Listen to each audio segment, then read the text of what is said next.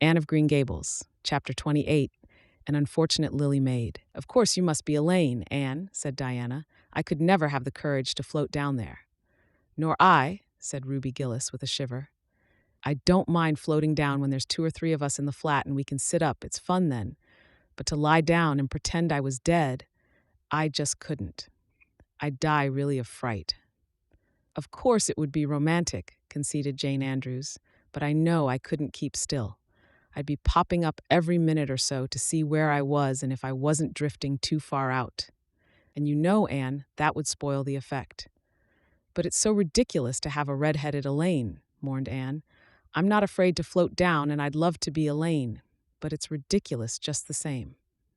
Ruby ought to be Elaine because she is so fair and has such lovely long golden hair. Elaine had all her bright hair streaming down, you know, and Elaine was the lily maid. Now, a red-haired person cannot be a lily maid. Your complexion is just as fair as Ruby's, said Diana earnestly, and your hair is ever so much darker than it used to be before you cut it. Oh, do you really think so? Exclaimed Anne, flushing sensitively with delight. I've sometimes thought it was myself, but I never dared to ask anyone for fear she would tell me it wasn't. Do you think it could be called auburn now, Diana?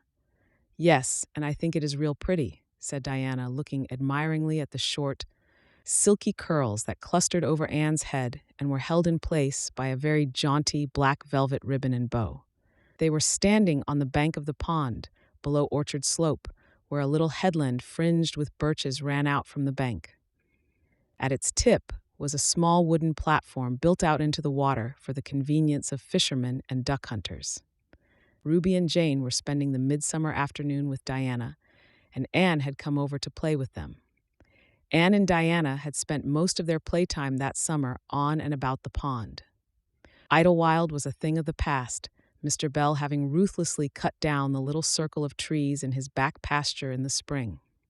Anne had sat among the stumps and wept, not without an eye to the romance of it. But she was speedily consoled, for after all, as she and Diana said, big girls of 13, going on 14, were too old for such childish amusements as playhouses, and there were more fascinating sports to be found about the pond. It was splendid to fish for trout over the bridge, and the 2 girls learned to row themselves about in the little flat-bottomed dory Mr. Barry kept for duck shooting. It was Anne's idea that they dramatize Elaine. They had studied Tennyson's poem in school the preceding winter, the superintendent of education having prescribed it in the English course for the Prince Edward Island schools. They had analyzed and parsed it and torn it to pieces in general until it was a wonder there was any meaning at all left in it for them. But at least the fair Lily Maid and Lancelot and Guinevere and King Arthur had become very real people to them, and Anne was devoured by secret regret that she had not been born in Camelot. Those days, she said, were so much more romantic than the present. Anne's plan was hailed with enthusiasm. The girls had discovered that if the flat were pushed off from the landing place, it would drift down with the day current under the bridge and finally strand itself on another headland lower down, which ran out at a curve in the pond. They had often gone down like this, and nothing could be more convenient for playing Elaine. Well, I'll be Elaine, said Anne, yielding reluctantly, for, although she would have been delighted to play the principal character, yet her artistic sense demanded fitness for it, and this, she felt, her limitations made impossible. Ruby, you must be King Arthur, and Jane will be Guinevere, and Diana must be Lancelot, but first you must be the brothers and the father. We can't have the old dumb servitor because there isn't room for 2 in the flat when one is lying down. We must pall the barge all its length in blackest samite. That old black shawl of your mother's will be just the thing, Diana. The black shawl having been procured, Anne spread it over the flat and then lay down on the bottom, with closed eyes and hands folded over her breast. Oh, she does look really dead, whispered Ruby Gillis nervously, watching the still, white little face under the flickering shadows of the birches. It makes me feel frightened, girls. Do you suppose it's really right to act like this? Mrs. Lynde says that all play acting is abominably wicked. Ruby, you shouldn't talk about Mrs. Lynde, said Anne severely. It spoils the effect because this is hundreds of years before Mrs. Lynde was born. Jane, you arrange this. It's silly for Elaine to be talking when she's dead. Jane rose to the occasion. Cloth of gold for coverlet there was none, but an old piano scarf of yellow Japanese crepe was an excellent substitute. A white lily was not obtainable just then, but the effect of a tall blue iris placed in one of Anne's folded hands was all that could be desired. "Now she's all ready," said Jane. "We must kiss her quiet brows, and Diana, you say, 'Sister, farewell forever.' And Ruby, you say, 'Farewell, sweet sister,' both of you, as sorrowfully as you possibly can. Anne, for goodness sake, smile a little. You know Elaine lay as though she smiled. That's better. Now push the flat off." The flat was accordingly pushed off, scraping roughly over an old embedded stake in the process.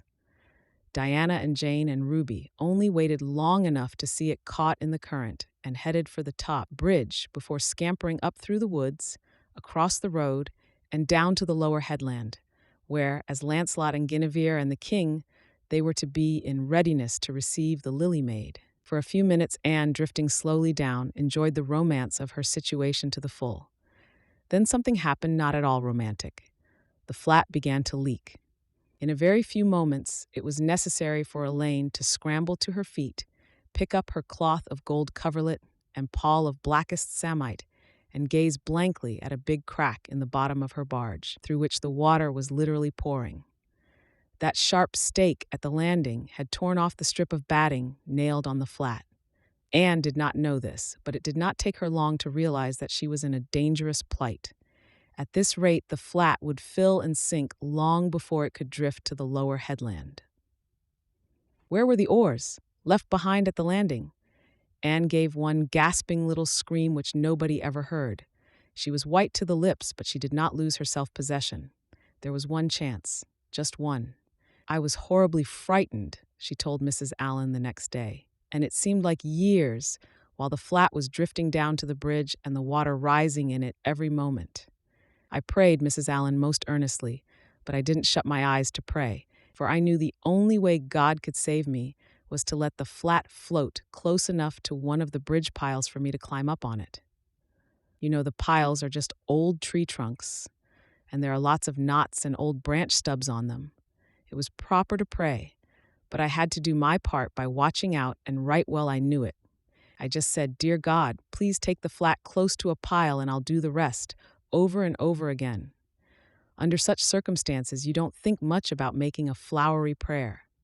But mine was answered, for the flat bumped right into a pile for a minute, and I flung the scarf and the shawl over my shoulder and scrambled up on a big providential stub. And there I was, Mrs. Allen, clinging to that slippery old pile with no way of getting up or down. It was a very unromantic position, but I didn't think about that at the time. You don't think much about romance when you have just escaped from a watery grave. I said a grateful prayer at once, and then I gave all my attention to holding on tight, for I knew I should probably have to depend on human aid to get back to dry land. The flat drifted under the bridge and then promptly sank in midstream. Ruby, Jane, and Diana, already awaiting it on the lower headland, saw it disappear before their very eyes and had not a doubt but that Anne had gone down with it. For a moment they stood still, white as sheets, frozen with horror at the tragedy. Then, shrieking at the tops of their voices, they started on a frantic run up through the woods, never pausing as they crossed the main road to glance the way of the bridge. Anne, clinging desperately to her precarious foothold, saw their flying forms and heard their shrieks. Help would soon come, but meanwhile her position was a very uncomfortable one. The minutes passed by, each seeming an hour to the unfortunate Lily Maid. Why didn't somebody come? Where had the girls gone? Suppose they had fainted, one and all. Suppose nobody ever came. Suppose she grew so tired and cramped that she could hold on no longer. Anne looked at the wicked green depths below her, wavering with long, oily shadows, and shivered. Her imagination began to suggest all manner of gruesome possibilities to her. Then, just as she thought she really could not endure the ache in her arms and wrists another moment, Gilbert Blythe came rowing under the bridge in Harmon Andrew's dory. Gilbert glanced up and, much to his amazement, beheld a little white, scornful face looking down upon him with big, frightened but also scornful gray eyes. "Anne Shirley, how on earth did you get there?" he exclaimed. Without waiting for an answer, he pulled close to the pile and extended his hand. There was no help for it. Anne, clinging to Gilbert Blythe's hand, scrambled down into the dory, where she sat, drabbled and furious, in the stern with her arms full of dripping shawl and wet crepe. It was certainly extremely difficult to be dignified under the circumstances. "What has happened, Anne?" asked Gilbert, taking up his oars. "We were playing Elaine," explained Anne frigidly, without even looking at her rescuer. "And I had to drift down to Camelot in the barge. I mean the flat. The flat began to leak and I climbed out on the pile. The girls went for help. Will you be kind enough to row me to the landing?" Gilbert obligingly rowed to the landing, and Anne, disdaining assistance, sprang nimbly on shore. "I'm very much obliged to you," she said haughtily as she turned away. But Gilbert had also sprung from the boat and now laid a detaining hand on her arm. "Anne," he said hurriedly, "look here. Can't we be good friends? I'm awfully sorry I made fun of your hair that time. I didn't mean to vex you, and I only meant it for a joke. Besides, it's so long ago. I think your hair is awfully pretty now, honest I do. Let's be friends." For a moment Anne hesitated. She had an odd, newly awakened consciousness under all her outraged dignity that the half-shy, half-eager expression in Gilbert's hazel eyes was something that was very good to see. Her heart gave a quick, queer little beat. But the bitterness of her old grievance promptly stiffened up her wavering determination. That scene of 2 years before flashed back into her recollection as vividly as if it had taken place yesterday. Gilbert had called her carrots and had brought about her disgrace before the whole school.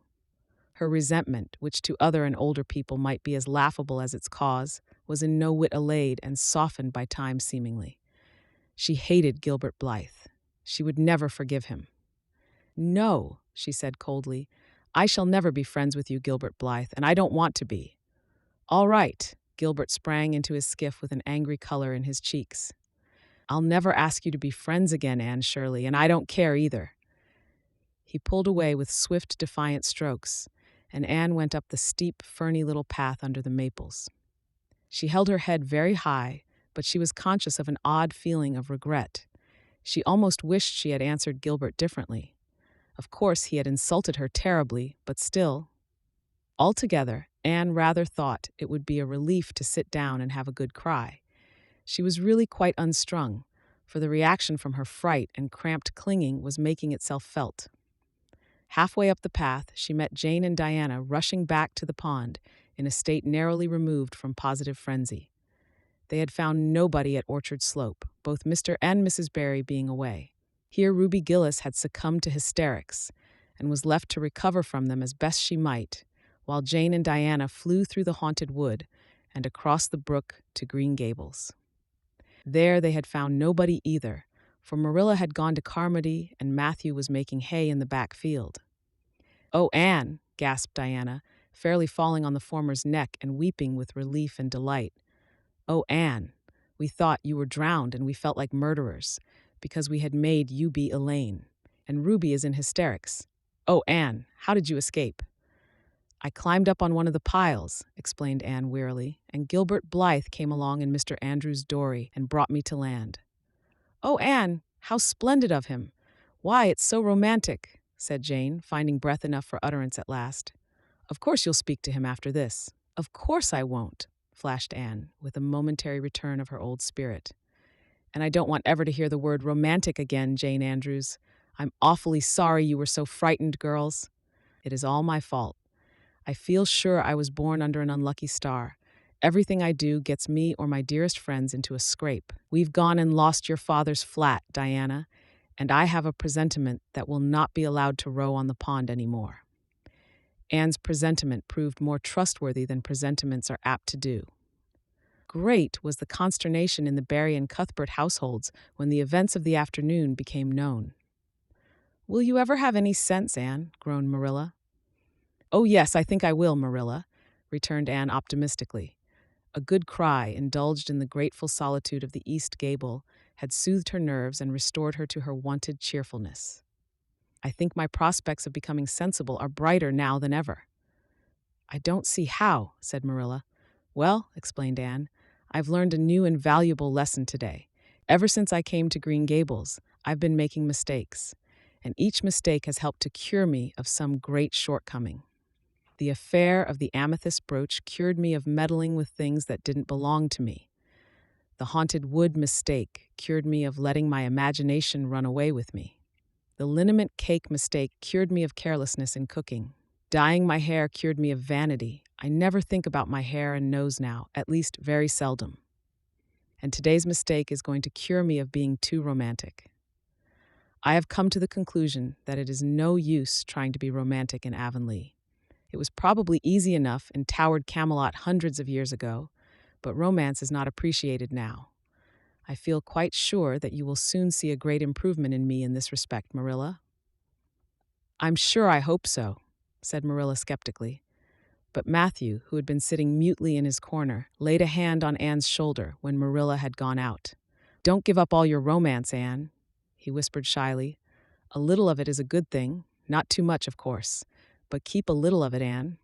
Keep a little of it.